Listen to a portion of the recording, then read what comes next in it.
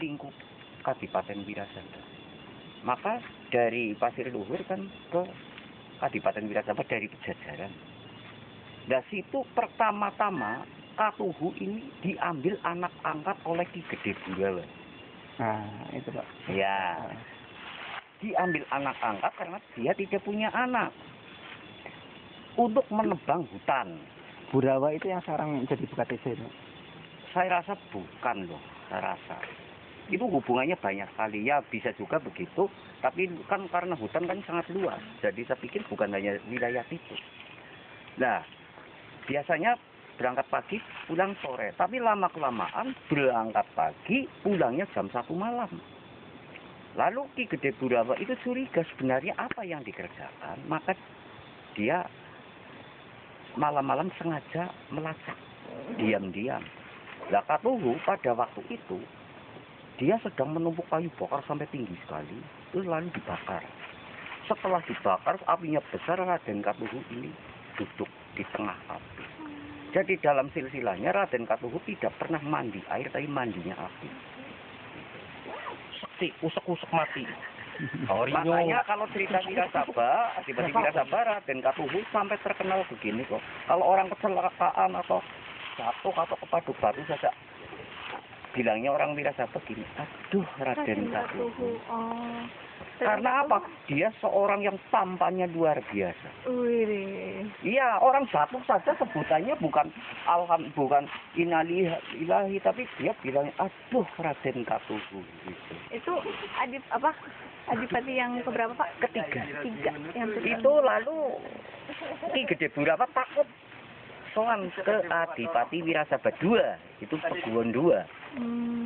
Lalu bilang, saya punya anak angkat kok begini, panggil di Kadipaten. Setelah dipanggil, tidur di barak dengan pasukan semuanya, tengah malam itu menyala.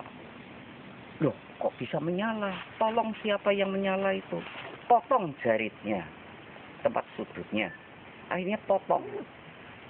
Pagi-pagi Adipati Wirasaba mengadakan pasowanan agung. Panggil semua yang tidur di barak tadi malam, panggil, sowan semua. Adipati Wirasaba bilang, siapakah yang jaritnya terpotong di sudutnya, datang ke sini. Ya, semuanya lihat, jarit. Tidak ada yang terpotong, tapi Katuhu itu terpotong. Bentar Pak. Iya. Ini yang cerita yang kayak gini itu yang Katuhu atau yang Katuhu? Jaka Kaiman Pak? Katuhu. Ini Katuhu. Jaka Kaiman kan yang namanya Adipati Rapat. Iya. Yang kan Katuhu itu. Lah ini perlu diluruskan versinya. Oh gitu. Masalahnya Jaka Kaiman sendiri ketika dia istilahnya dia ngabdi ke Wirasaba itu sendiri, kalau dihubung-hubungkan dengan kalau dia masih keturunan Pasir yang dititipkan di mana Banyumas tempatnya bukan Dabuan yang sebelum Dabuan kemudian Kalisube itu sebelum dititipkan ke Ki siapa itu akan jauh banget, dia akan melangkahi berapa keturunan untuk bertemu dengan ini. Jadi menurut Pak siapa yang Sudarmaji aja bahwa Jaka Kaiman itu diangkat itu bukan dari keturunan raja tapi dari itu menantu. Jaka Kaiman itu kalau tidak salah menantunya Adipati Wirasaba Wargautomo atau Raden Rahmat. Itu kan kalau diceritakan dia kan keturunannya Ki siapa yang di Banyumas ke atas ke timur. Itu sebenarnya bukan trah Wirasaba, menantu. Iya, itu menantu. Cuman dia masih keturunan juga Raden Baribin. Iya. Nah, itu yang nggak nyambung itu kan keturunan Jawa. Baribin aja udah menurunkan Katuhu itu udah sampai berapa keluarga kan, berapa keturunan. Tapi ini Jaka Kaiman suatu kemungkinan keturunan dari berapa cabang. Masalahnya Raden Katuhu itu punya putra 4. Kalau tidak salah, Raden Katuhu pertama, kedua Banyak Sosro, ketiga Banyak Kumoro, yang keempat Raden Roro Ngaisa. Nah, ini Pak, di ceritakan. Nah, Nah, di iya, Kejawar larinya itu. ke Jawar itu. Nah, itu. Dan Iya. Raden Jaka Kaiman itu Iya. Raden Jaka Kaiman itu Iya ke sana. Jaka Kaiman itu dititipkan ke Raden Ayu Roro Ngaisa. apa namanya Ki Kejawar kan. Ki Kejawar dititipkan. Iya. Sedangkan dia akan dimunculkan lagi pada saat warga utama yang keberapa sebelum Adipati merapat yang akhirnya meninggal. Warga utama 1.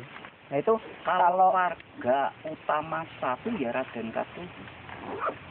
Sebab begini. Adipati Wirasaba, ini saya dasar silsila ya. Adipati Wirasaba, yang pertama adalah Peguon 1. Punya anak Peguon 2. Peguon 2 putus, tidak punya anak, ini Katuhu masuk. Disitulah mulai Prabrawijaya. Iya. Iya. Itu sebenarnya. Lalu kalau diurut lagi bisa dikatakan Adipati Wirasaba 3. Nah, itu saya menyusun silsilah ini dengan sejarawan Pak Sudarmaji yang menemukan itu kan angkatan laut di dokter Pak. Iya. Dokter itu saya nyusun itu Pak. Iya. Itu nggak ketemu. yang nggak ketemunya Nggak ketemu karena sama siapa? Raden Ngaisa, Roro Ngaisa itu kan istilahnya dititipin anak. Berarti kan nggak mungkin banget, udah sepuh banget dititipin anak kan nggak mungkin. Pasti masih belum berumur lah untuk untuk istilahnya ngingu anak gitu kan. Namanya itu Jaka Kaiman yang dia dititipkan dari sosro apa Pak? Yang dari banyak sosro yang dari pasir kan. Iya. Nah itu dimunculkan setelah beberapa keturunan, bahkan lebih dari canggah itu gantung siwur bahkan itu dimunculkan untuk jadi Adipati Merapat itu Pak. Itu ada kok catatan di blog saya itu ada yang sama sekali nggak ketemu kan panjang sekali. Banyak kalau keturunan dalam satu angkatan dia kan kayak gini ya. Iya. Ketemu kan. Nah, sedangkan ini udah menurunkan banyak. Tiba-tiba ada Joko Kaiman yang dikawinkan dengan anaknya Raden warga utama keberapa Pak? Itu kan kalau nggak salah ya, dari Katuhu itu kan lalu warga utama. Kalau nggak salah, ini Iya. saya pernah. Setelah Katuhu itu kan warga utama. Jadi warga utama Joko Kaiman. Itu gitu. Jadi ditabrak lagi gini. Jadi konon itu Ini garis-garis besarnya itu kan saja sebetulnya begitu. menantu itu kan Joko Iya, Kaiman. betul. Menantu. Jadi pada nggak berani itu loh. Itu kan dapat panggilan dari Hadiwijaya apa ya? Dari Iya, Wijaya. Sultan Iya. Hadiwijaya Pajang. Dari Pajang. Semua anaknya nggak ada yang berani. Setelah Meninggalnya warga warga utama. utama yang Iya. Dawok Bang itu ya? Iya. Iya. Sebelum meninggal itu kan konon ceritanya ini. Itu kan berapa anak itu kan dipanggil untuk sowan ke Jogja. Tapi tidak ada yang berani, akhirnya menantunya itu yang Joko Kaiman itu kalau nggak salah ya, itu yang ke sana. Nah, taunya itu bukan dimarahi, tapi diberi kekuasaan yaitu yang Merapat itu. Begitu. Itu kalau dari buku yang ini ya Pak. Dari buku itu. Tapi kalau disusun secara ini kalau di blog saya ada loh Pak yang di banyumas.com itu. Itu ada. Jadi bagian bawah sendiri yang bagian ini itu akan ada ketimpangan Pak. Jadi Joko Kaiman itu benar-benar dimunculkan itu. Kalau dari Pak Sudarmaji itu mengatakan bahwa memang itu Jaka Kaiman itu memang sebuah sosok tokoh yang sengaja secara fiktif dimunculkan Pak. Nah, itu Karena nggak mungkin sekali akan dijadikan adipati itu tidak mempunyai keturunan dari Darah kiri ini. ya memang karena itu menantu. Bukan prah memang, bukan darah biru.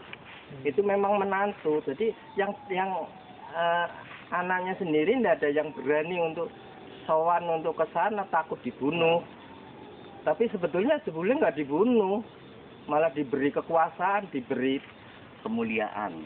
Dalam artian gini Pak, apa bahwa Jakaimon itu kan sangat sekarang orang percaya dengan sejarah bahwa dia itu keturunan dari pasir. Nah itu yang diragukan itu justru itu Pak. Nah, Dia bukan siapa-siapa. bukan siapa-siapa. Dia memang bukan siapa-siapa. Memang bukan siapa-siapa. Jadi istrinya yang masih keturunan kan istrinya Joko Kaiman. Iya, dari Wirasaba. Iya, dari Wirasaba itu. Itu kan putra mampu. Terus akhirnya terus laporan kan, saya ditugasi oleh Romo, saya dibagi 4 ini Kadipaten Sirah. Maka dijuluki Kadipaten Merapat. Nah, itu ada versi-versi, banyak versinya. Maka oleh Sudarmo Jaya Diwangsa, Jenderal Sudarmo Jaya Diwangsa, ini dipenggal Jaya Diwangsa ke bawah.